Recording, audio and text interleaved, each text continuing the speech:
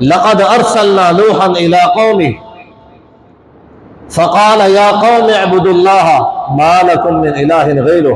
اللہ فرماتے ہیں ہم نے نوح علیہ السلام کو ان کی قوم کی طرف بھیجا۔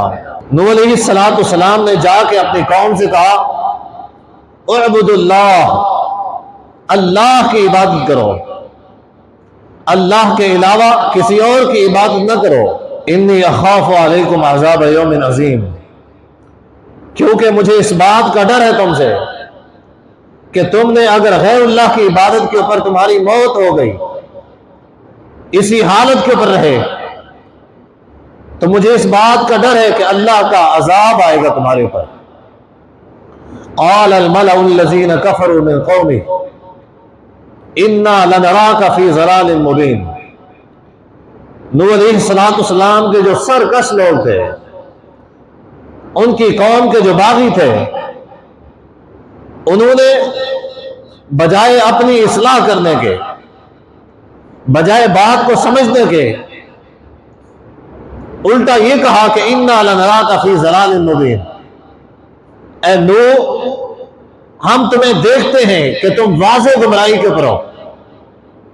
یعنی نوح علیہ السلام ان کو توحید کی دعوت دیتے ہیں، یہ غیر اللہ کی عبادت کرتے ہو، غیر اللہ کو خالق مالک داتا سمجھتے ہو، مددگار سمجھتے ہو، یہ غلط ہے۔ انہوں نے کہا انا لنراک فی ضلال مبین، اے نوح تو ہمیں واضح گمراہی کے اندر لگتا ہے، تو گمراہ ہے، نعوذ باللہ تو گمراہ ہے۔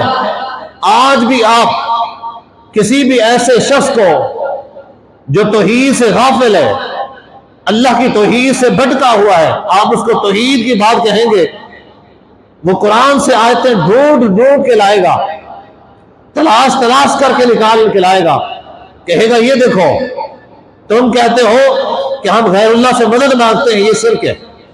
تم کہتے ہو غیر اللہ کی عبادت کرتے ہیں، یہ شرک ہے۔ یہ دیکھو قرآن میں یہ لکھا ہوا ہے۔ قرآن کی آیات کی تحریف کرتے ہیں اور الٹا ہمیں کیا کہتے ہیں؟ ہمیں خارجی کہتے ہیں، خارجی، کہ ہم خارجی ہیں، ہمیں خارجی کا لقب دیا جاتا ہے، اس وجہ سے کہ ہم کہتے ہیں بھائی شرک سے باز آ جاؤ، شرک نہ کیا کرو۔